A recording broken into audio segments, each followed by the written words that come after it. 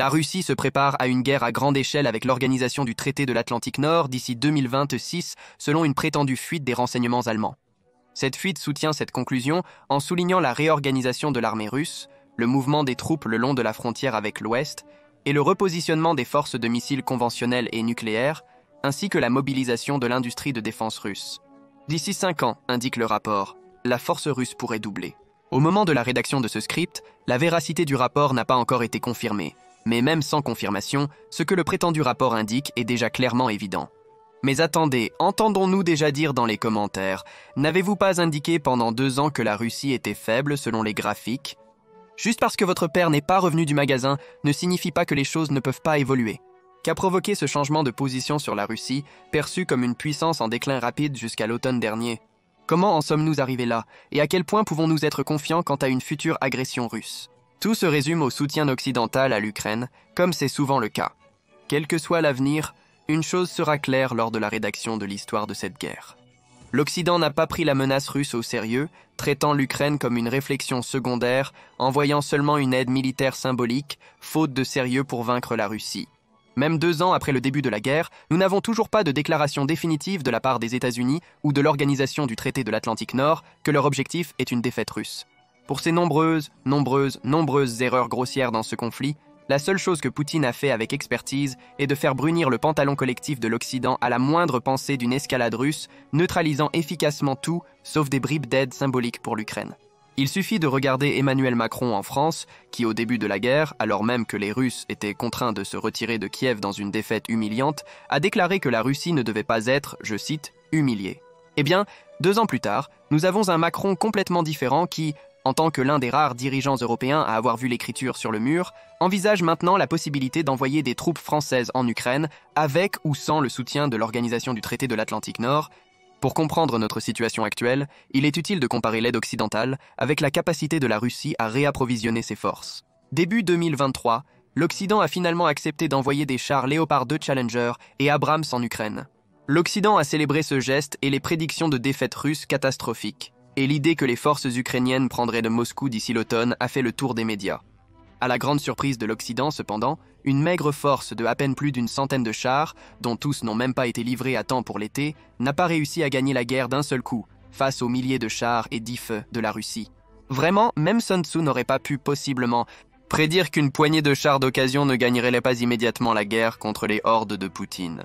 Cela n'implique pas que les chars occidentaux n'ont pas été utiles ou déterminants. C'était bien le cas.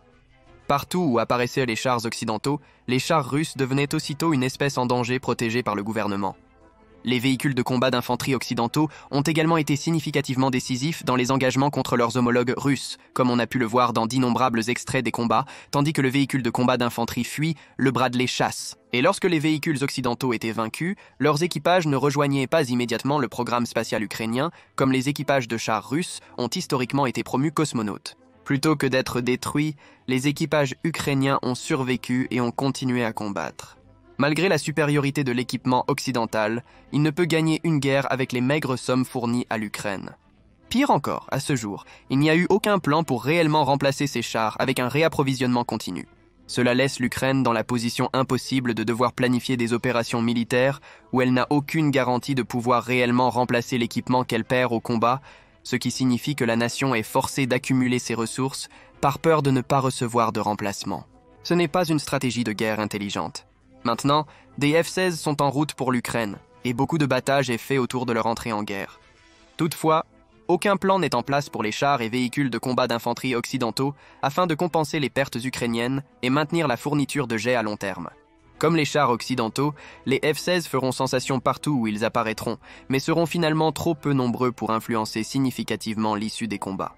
Cela reflète parfaitement l'entrée des missiles de frappe à longue portée dans l'arsenal ukrainien. Storm Shadow et le système de missiles tactiques de l'armée ont fait une sacrée démonstration lorsqu'ils sont entrés en guerre, l'Ukraine accordant une retraite anticipée à plusieurs hauts officiers de la flotte de la mer Noire russe lors d'une seule attaque de Storm Shadow. De même, le système de missiles tactiques de l'armée a transformé plusieurs hélicoptères d'attaque russes en fromage suisse lors de sa première attaque, et a à plusieurs reprises dénazifié de manière permanente des formations entières de soldats russes bien derrière les lignes de front. Mais quelques mois après leur entrée en guerre, les frappes se sont arrêtées, car les armes étaient épuisées.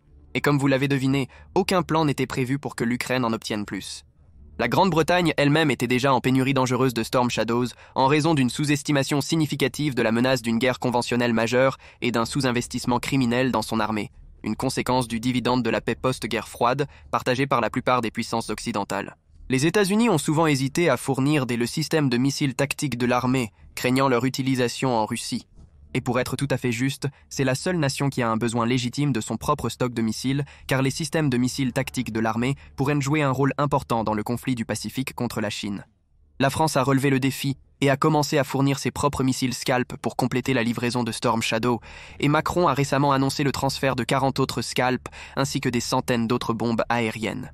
Cependant, Olaf Scholz a refusé de fournir le missile Taurus de l'Allemagne, malgré la pression de l'ensemble de l'organisation du traité de l'Atlantique Nord, craignant une escalade, malgré l'absence d'escalade pour Storm Shadow, système de missiles tactiques de l'armée, ou l'une des dizaines d'autres armes données à l'Ukraine en 2 ans de combat.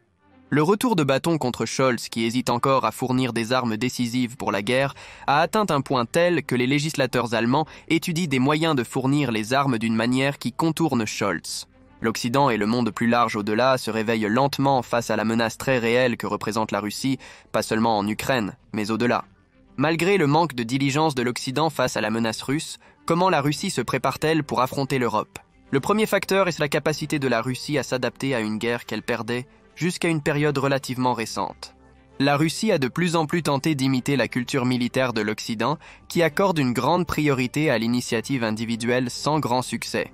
Cela a maintenu l'armée russe sous une structure de commandement soviétique, verticale, laissant peu d'autonomie aux subordonnés. Cela a été particulièrement vrai après le coup d'État de Wagner, où les dirigeants militaires russes ont été de plus en plus promus pour leur loyauté, plutôt que pour leur expérience ou leur capacité réelle. Ce sont toutes de mauvaises choses, mais la bonne chose pour la Russie est que son armée a prouvé sa capacité d'adaptation aux nombreux échecs stratégiques et tactiques de son passé. L'armée russe, par exemple, n'opère plus de chars et de véhicules blindés en grande formation lors des assauts, ce que nous avons vu être décimé à plusieurs reprises au cours de la première moitié de 2023 et pendant toute l'année 2022. Au lieu de cela, elle a opté pour des tactiques à plus petite échelle, envoyant souvent des assauts en petits groupes d'infanterie non soutenus qui identifient et fixent les positions ukrainiennes pour l'artillerie à la livre. Plutôt que d'envoyer un grand contingent de véhicules pour renforcer l'attaque, nous avons plutôt vu des attaques à bien plus petite échelle de véhicules de combat d'infanterie et de chars, limitant les pertes à l'artillerie et aux drones ukrainiens. Cela exploite en fait la pénurie de coquilles en Ukraine, car les forces armées ukrainiennes rechignent à dépenser son stock restant de coquilles d'artillerie sur de petites cibles. Puis, la Russie a proposé des packages de rémunération toujours plus attractifs aux nouvelles recrues pour servir en Ukraine.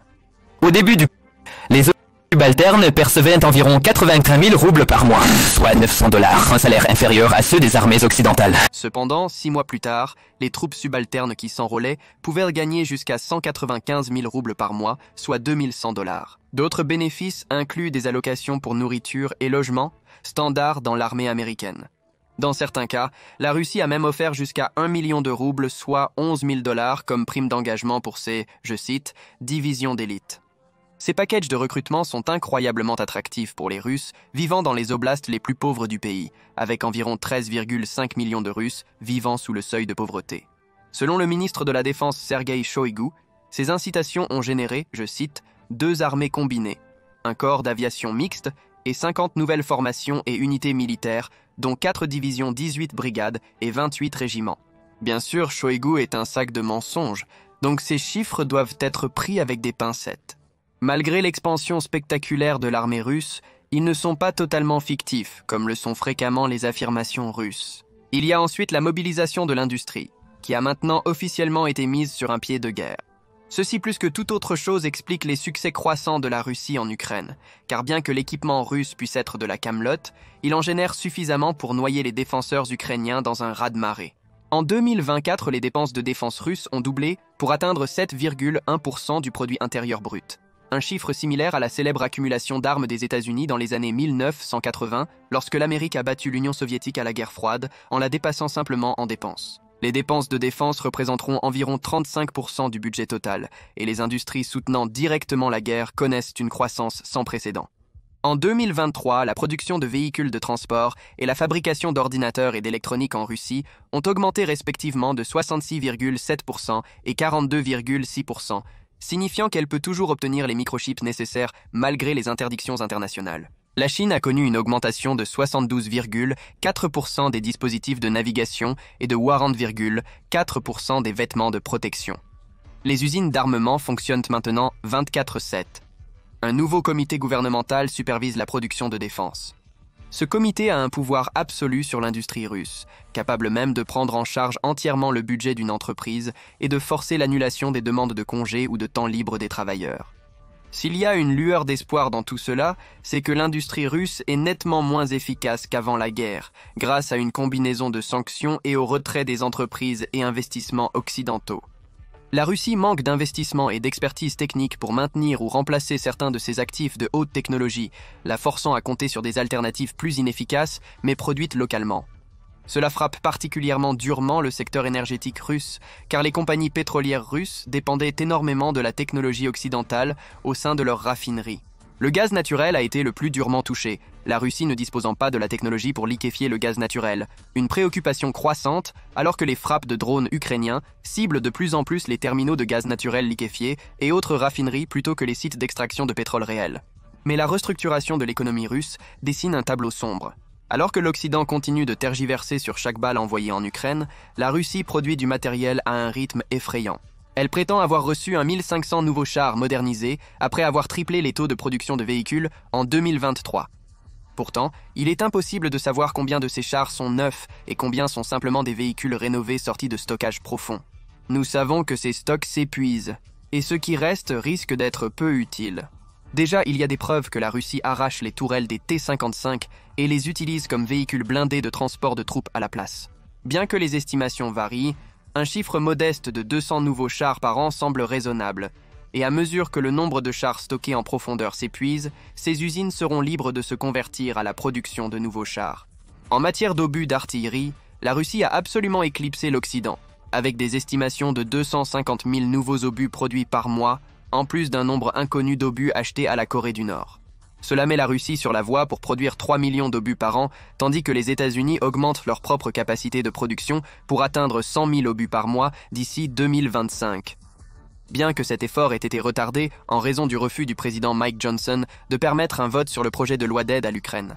Sur le million d'obus promis à l'Ukraine par l'Union européenne, en 2023, un peu plus de la moitié a finalement été livré. Il y a des efforts pour acheter 1 million d'obus à l'étranger, mais cela ne résout pas le manque de production par l'Occident, et la Russie a une avance massive sur la production. Les résultats sur le champ de bataille sont évidents. Malgré une campagne réussie et vigoureuse contre l'artillerie russe par l'Ukraine, qui a vu les forces armées ukrainiennes atteindre la parité des obus ou même la supériorité dans certaines parties du front, nous sommes maintenant de retour au vieux jour. La Russie tire une fois de plus 10 fois plus d'obus que l'Ukraine, avec des effets directs sur le champ de bataille. Sur tout le front, le manque d'obus conduit à des victoires lentes mais progressives des forces russes. La Russie a également commencé à produire des drones en grand nombre. Au début de la guerre, les forces russes étaient totalement impréparées à l'assaut des drones ukrainiens. Pourtant maintenant, les forces ukrainiennes signalent non seulement une parité en drones, mais une supériorité dans certains domaines. Les drones kamikazes Shahid fabriqués en Iran sont maintenant produits localement avec l'aide iranienne, et l'industrie des drones civils est en train d'être convertie à un usage militaire. L'inspection des drones russes écrasés a révélé des composants suisses, américains et chinois, poussant l'Occident à tenter de renforcer les contrôles à l'exportation. Pourtant, la plupart de ces composants sont facilement disponibles dans les produits civils, et bien que cela limite l'efficacité des drones russes, la simple quantité d'entre eux est une qualité en soi.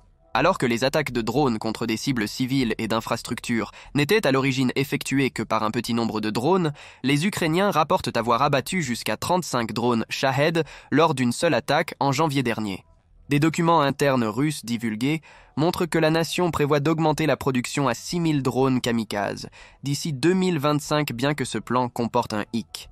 Ces drones dépendent énormément des composants occidentaux provenant des États-Unis, de l'Allemagne, de la Suisse et d'autres nations occidentales, et un effort pour arrêter ou limiter les ventes de seconde main en dehors de l'Union européenne et de l'Amérique du Nord pourrait sérieusement entraver ces plans. Néanmoins, comme toujours, l'objectif de 6000 drones par mois démontre la détermination de la Russie à étendre cette campagne au-delà de l'Ukraine. Ce n'est pas une simple affaire que de mobiliser l'industrie d'une nation et de la réduire ensuite simplement. La transition de la production civile vers la production militaire implique un investissement majeur en ressources réalisé uniquement si une production militaire à long terme est envisagée. En d'autres termes, La Russie a ouvert les vannes, et après avoir résisté à des sanctions occidentales intenses, elle n'a guère de raison de les refermer simplement. Si quoi que ce soit, la Russie a obtenu une approbation tacite de l'Occident lui-même pour continuer sa campagne en Ukraine et au-delà. Poutine a prouvé que l'Occident est largement désorganisé, et malgré les proclamations d'unité, il est tout sauf cela. Chaque livraison d'armes majeures provoque un intense débat parmi les leaders occidentaux, et après 2 ans de lutte, l'organisation du traité de l'Atlantique Nord n'a toujours pas soutenu la victoire de l'Ukraine. Pire encore, alors que l'industrie russe se mobilise, les efforts occidentaux pour l'égaler s'essoufflent et peinent à prendre de l'élan. L'équipement occidental peut être supérieur, mais cela importe peu lorsqu'il est noyé par le nombre écrasant de kits russes. L'organisation du traité de l'Atlantique Nord a montré qu'elle manque de courage pour défier directement la Russie, et les menaces indirectes d'armes nucléaires de Poutine ont suffi à dissuader l'Occident. Face à un Occident désorganisé, réticent et mal préparé, Poutine a toutes les raisons de croire qu'il pourrait gagner une guerre d'usure contre le flanc est de l'organisation du traité de l'Atlantique Nord. Cela place les pays baltes et même la Pologne directement en ligne de mire. Et la Russie souhaite depuis des années ramener les pays baltes dans sa sphère d'influence et fermer l'écart de Svaliki. Il y a même des raisons de craindre que la Russie attaque également la Finlande, comme moyen de la punir pour avoir rejoint l'alliance de l'organisation du traité de l'Atlantique Nord, mais encore plus sournoisement, pour prouver que l'engagement de l'article 5 de l'organisation du traité de l'Atlantique Nord est une farce. C'est une crainte de l'organisation du traité de l'Atlantique Nord depuis des décennies, même avant la guerre en Ukraine. Pendant sa présidence, le président américain Barack Obama a averti d'une attaque de fait accomplie dans les pays baltes par la Russie, avec la nation saisissant une partie ou la totalité d'un État balte, puis se retranchant dans la défensive. La Russie a parié alors et aujourd'hui que l'organisation du traité de l'Atlantique Nord craindrait trop une escalade vers un conflit nucléaire pour réellement honorer son engagement en vertu de l'article 5 et la guerre en Ukraine a prouvé qu'il a probablement raison à ce sujet. Si l'article 5 échoue, l'alliance de l'organisation du traité de l'Atlantique Nord perdrait toute crédibilité et se désagrégerait rapidement, ramenant l'Europe à un état d'insécurité pré-Seconde Guerre mondiale. Cela permettrait aussi à la Russie de reprendre les terrains soviétiques perdus après la guerre froide, un but affirmé par Vladimir Poutine et son administration. Pendant des années, cela a semblé invraisemblable, et pourtant ce n'est pas seulement l'échec de l'organisation du traité de l'Atlantique Nord en Ukraine qui rend cela possible, c'est la possible perte ou du moins le non-engagement du membre le plus important de l'organisation du traité de l'Atlantique Nord, les États-Unis. En tant que première puissance militaire, les États-Unis sont le pilier logistique de la sécurité de l'organisation du traité de l'Atlantique Nord, permettant à de nombreuses forces de l'organisation du traité de l'Atlantique Nord de combattre. Pourtant, l'engagement de l'Amérique envers l'organisation du traité de l'Atlantique Nord est devenu au mieux discutable, provoquant une panique en Europe. Le défendeur fédéral Donald Trump a déclaré publiquement qu'il ne permettrait pas mais encouragerait en fait la Russie à attaquer les États de l'organisation du traité de l'Atlantique Nord, qu'il estimait ne pas, je cite, payer leurs cotisations. Aucun président américain n'a jamais sapé l'alliance de l'organisation du traité de l'Atlantique Nord de cette manière, et encore moins encouragé activement une puissance étrangère hostile à attaquer les alliés de l'Amérique. Pourtant, Trump nourrit d'autres sympathies pour Poutine qui ont alarmé beaucoup de gens en Europe et aux États-Unis, et a menacé par le passé de retirer les États-Unis de l'Alliance. C'est maintenant son bras du Parti républicain, la méga-alliance, qui bloque activement l'aide dont l'Ukraine a désespérément besoin, et ce depuis des mois. Malgré un accord bipartisan pour financer l'aide à l'Ukraine et la sécurité des frontières, y compris le projet de loi sur la sécurité des frontières le plus robuste jamais conçu et un projet approuvé par le Conseil national de la patrouille des frontières, Mike Johnson, allié du président Trump, a bloqué pendant des mois la mise au vote du projet de loi. Quitter l'organisation du traité de l'Atlantique Nord nécessiterait l'approbation du Congrès, et pourtant Trump s'est mis en position pour obtenir le soutien dont il a besoin si les républicains contrôlent le Sénat. La crainte de déplaire aux méga-supporters a conduit plusieurs républicains modérés à se conformer à la ligne du parti. Avec la nomination de Laura Trump à la Convention nationale républicaine, le bloc Make America Great Again dispose d'un pouvoir notable pour soutenir l'élection de républicains pro-méga. Cela a ouvert la porte à une victoire présidentielle de Trump, en 2024 Trump déclarant publiquement qu'il ne soutiendrait plus l'Ukraine. Alors que les loyalistes dépeignent cela comme une tentative de mettre en place un règlement de paix, l'Europe est de plus en plus alarmée par ce qu'impliquerait une prise de contrôle russe de l'Ukraine, et par ce qui viendrait ensuite alors que l'industrie russe a été entièrement mobilisée pour la guerre. L'écriture est sur le mur, et l'Europe doit donner à l'Ukraine les moyens de combattre la Russie aujourd'hui et de le faire elle-même dans quelques courtes années, potentiellement même sans le soutien des États-Unis. Regardez maintenant Russie contre Ukraine 2 ans plus tard, ou cliquez plutôt sur cette autre vidéo.